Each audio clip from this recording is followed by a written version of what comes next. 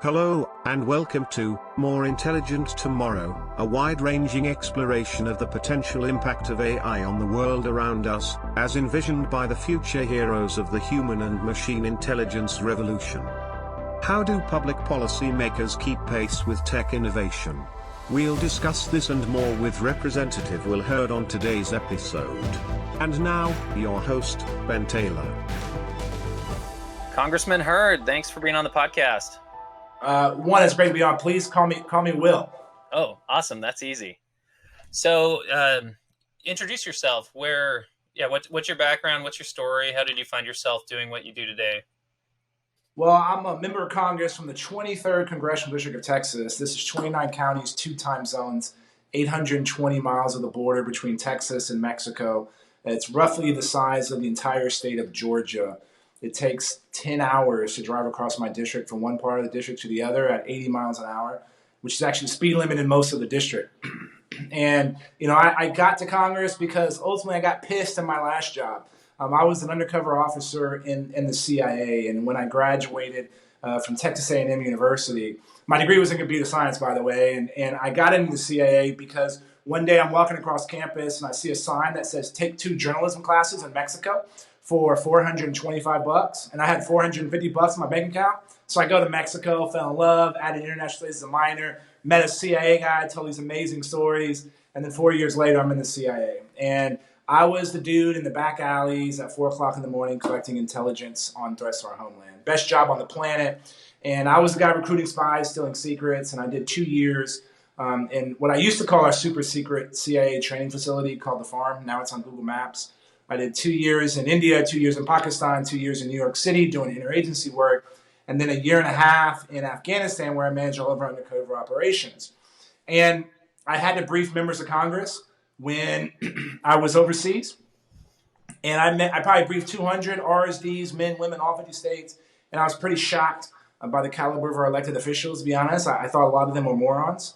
And my mother said, you're either part of the problem, part of the solution. And so I left a job I was good at after 9.5 years, moved back to my hometown, ran for Congress, and lost.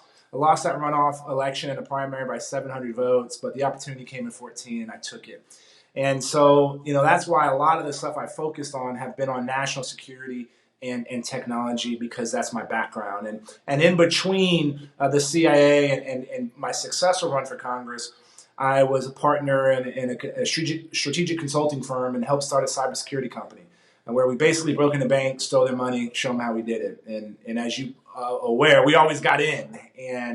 And so that experience, and one, starting a company flat-footed, but 2, seeing the threats that the private sector is facing, but also seeing the talent that is out in the private sector was great experience for me, because a lot of the things that I've been doing in Congress have been on cybersecurity and super sexy topics like IT procurement. Nobody's ever held a parade for IT procurement, but the way you introduce technology in the federal government really has an impact on your digital-facing services. Wow, I love that background. So many things to pull on. So one of the quick questions I want to ask, can you watch a movie that is talking about the CIA, or does it make you kind of cringe because Hollywood is so off? Maybe speak to that for a second. Yeah, so the worst part, right? The worst part that most movies get wrong about the CIA is the relationship between the handler and the asset, right? My job was to keep that person and that person's family safe.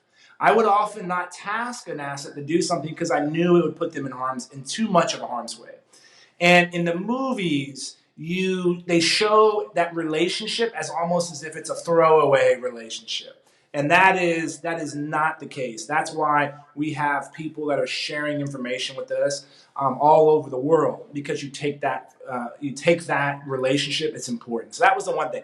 But the best movie is probably Argo, Ben Affleck's movie. And it's a story, real history. It's actually, when you're in CIA 101, which is actually a class, you learn about that case. So Argo is a great example. So you're reminding me of a newer topic in the AI industry that's focused on lone wolf terrorism. So how can AI and technology help protect us against the bad guys? I think when it comes to, let me give some context. When ISIS was at its height, what made ISIS so scary was that they were able to leverage social media and inspire people even if they're 7,000 miles away.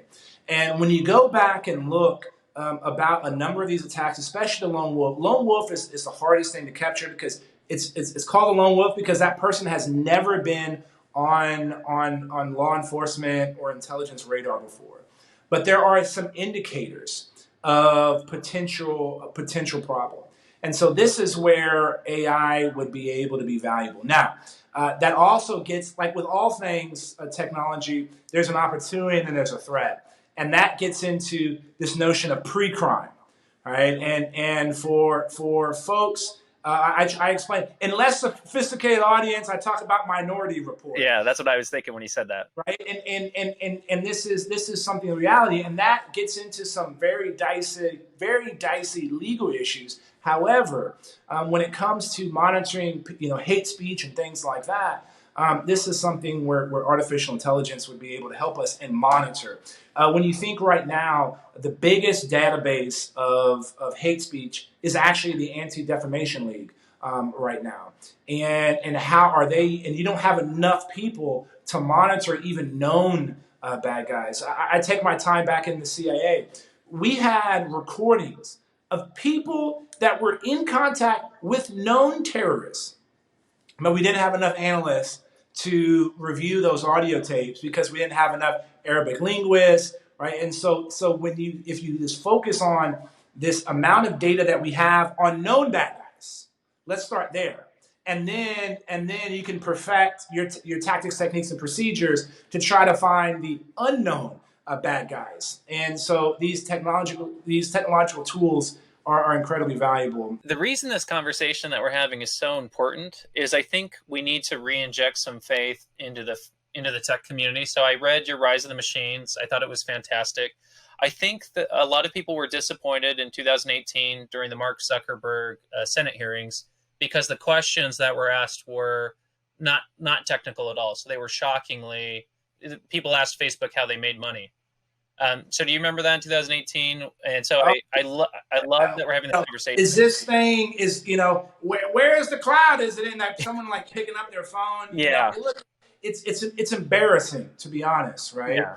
And so one of the problems that I have is if you also don't have the right people in Congress that understand some of these tools, it's going to be very hard to make sure you can accelerate innovation. It's going to be hard to make sure that we're injecting technology into and make sure the federal government's using it. But I will say this: my colleagues may not be able to explain why 5G is important or how 5G works and the quantum mechanics of 5G. They may not be able to explain how machine learning powers AI, but they understand and recognize that these advanced technologies are the future of the world, and that if we do not show American leadership in them, then that is going to impact us, and that we are in a struggle, a new Cold War with the government of China. And so they understand those big, what I call the big rocks, like those big issues. But yeah, you don't want them to troubleshoot anything. Definitely. And I see the temptation not to, because we have these amazing wins. We've got Apple, we've got Microsoft, we've got Google. Obviously, in the US, we lead in technology, or we have. Maybe speak to some of the recent concerns why that might not always be the case. You mentioned China and maybe their research investment. Yeah, so when I look at, and this is Robin Kelly, a colleague of mine from Illinois, she's a Democrat, I'm a Republican. We did the first hearing on artificial intelligence in Congress a couple of years ago, and that's where the Rise of the Machines paper kind of came from. And then we were talking about, okay, what do we do next? And one of the outcomes from those was that we need a national strategy on artificial intelligence. And so that's what we're working on and been focused on. And one of those areas is the area of research. We know that by at the end of last year, the Chinese government surpassed the United States in pure dollars when it comes to research. Now, if you translate that into man hours, man or woman hours, right? They probably surpassed us a long time ago. We know the theft of intellectual property. And it's not just theft from big companies or from the NSA or the CIA. It's theft from those startups and those smaller companies. It's in the news, almost every week about a professor doing something with the government of China, whether it was witting or unwitting. And so the Chinese government has a pretty sophisticated understanding of our ecosystem of researchers, of companies, and because they're making the bet one day that company may be using something that's helping empowering the intelligence community or the military apparatus. So research dollars is absolutely important, and making sure we don't have a regulatory regime that gets in the way of innovation. The Chinese government and an authoritarian government will always be able to get someplace first because they can move all factors of production in one single way. Oh, and by the way, they don't care about civil liberties, right? And they're always, because they don't care about civil liberties, they're always going to have more data. And so if we think we're going to be able to compete in artificial intelligence and building algorithms based on data, we're never going to be able to compete with the Chinese because they're going to always have more than us. And so how are we doing to make sure we can produce with less training data? And that means we all need to work together on this. And so that's why that cooperation between the federal government and the private sector is so important. And it 100% is a race. Yeah. One of the thoughts I had listening to you was one of the issues with AI that you hit on in Rise of the Machines is it's experimental. It's new. It's not quite prime time. We do have these wins that are gearing up. So maybe let's talk about AI transitioning away from experimental to useful, since that is something that you guys hit on in Rise of the Machines in your report. Yeah, and look, my understanding has come to, you have a different regulatory regime in the development phase as before you go to full deployment for commercial use or for widespread use, right? And I think you need a little bit more flexibility in the development phase, right? But when you're deploying something out that users are going to be establishing, then it may be a little bit tighter. And ultimately, we have rules and laws already. A banker cannot discriminate against someone asking for a home loan based on the color of their skin. Period. End of story. So guess what? The algorithm can't do that either. And whether it is the person using the algorithm or the algorithm itself is exhibiting that bias, that would be a violation of existing law. And so these algorithms are going to have to produce something that is in accordance with the law. And so if you think of it that way, I don't want, and some have thought, you need a Department of Artificial Intelligence. That's a terrible idea. What you need all the existing regulatory entities to make sure that they're looking at AI as a tool and are prepared and ready to do that. Definitely. The beautiful thing about this ethics AI discussion is I feel like it's the secret sauce that can give the US the edge against China. And so what I'm getting to is around storytelling. In the US, we have to put AI into production, and it does real things. It impacts people's lives. And I'd like to argue that the US has more accountability than China might putting AI models into production. What's your reaction to that? 100%, right? And so there's this transatlantic divide on privacy between the US and our friends on the European continent. And guess what? There's not, like, the differences are nuanced.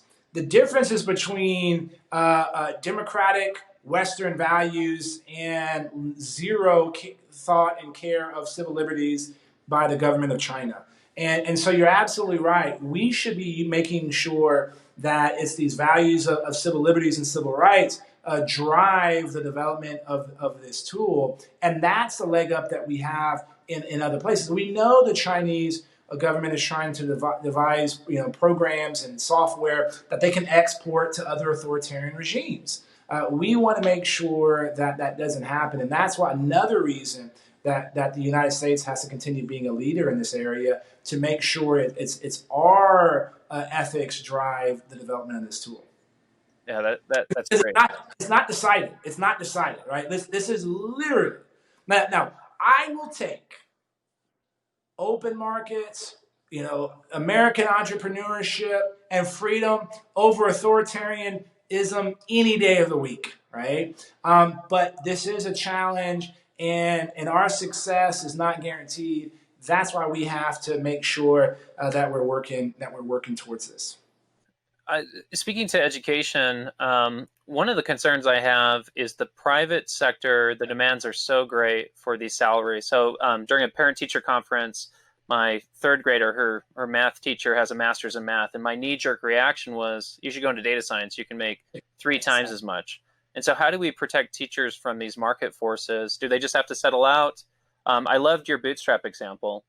But pay them more, right? Like I think that's the first step.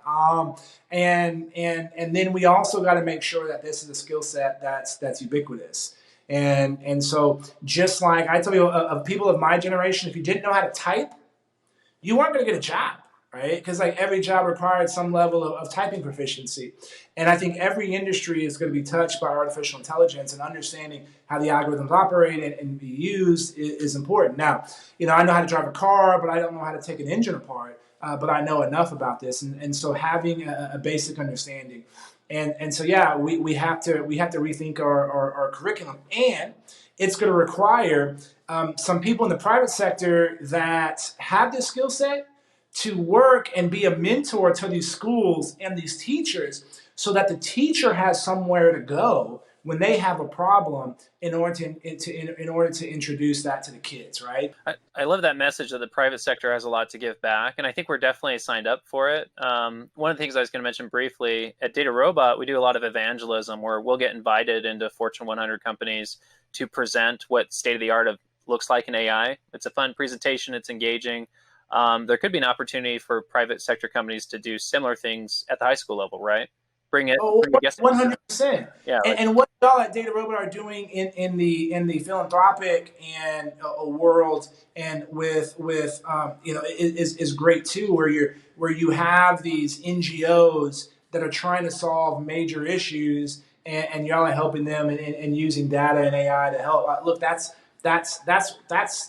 folks like y'all are important. Oh, and by the way, offer internships, right? And so, can a kid come? I had a National Science Foundation internship my sophomore year in high school at the Southwest Research Institute. It was the largest private research institution in the United States of America. I worked with a female engineer in robotics, loved it, blew me away. And that's what caused me to study computer science in high school and then go on to major it in college. And so I'm pretty sure I didn't do anything that helped that company's bottom line, but it was an experience that literally changed my life. And I can say, because of what I learned at Southwest Research, there's going to be a national strategy on artificial intelligence in the United States of America, right? There's a direct line to that. And anybody who has a company that's listened to this podcast, you can provide that same experience to another sophomore in high school. I think I needed to hear that from you, Will. I had a bad experience with some interns where I think my reaction was, this is babysitting, I'm too busy. And kind of the takeaway is, you babysit and you mentor and you change their lives. I think sometimes you just get stuck in the rut where you're so busy at work. Anyway, I just want to say thank you for that. I think that's the better perspective. I didn't say it was easy. Yeah. I didn't say it was easy. And I'm pretty sure I was a pain in the ass. But that experience, right? And yeah, they're not going to be. It's work. It's an investment, right? And so that investment really does. It is going to pay off, not immediately, but it will pay off. Thanks, Will. I really appreciate your insight. I feel like I've gotten a lot out of this. I think the main takeaway for me is the U.S. can win in a major way because of our ethics and our processes when it comes to storytelling. Just kind of what we see in DARPA. Thanks again. I really appreciate it. Well, thanks for having me on, and thanks for what you do of evangelizing the importance of this tool and talking about that positive future state. We sometimes get wrapped around all the negatives, and we got to manage those. But when you explain to people how this tool is going to make our lives better, I think people open up and get excited.